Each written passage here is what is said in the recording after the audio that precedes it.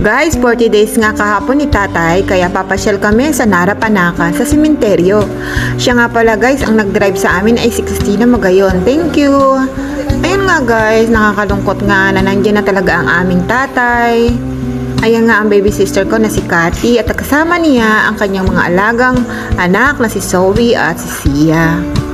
Alam niyo ba guys na kahapon 19 June 19 ay 40 days niya. Kaya 20 days kami nagpunta. So ayun na nga yung mga nagmamahal din sa kanyang mga alaga, si Zoe at si Sia.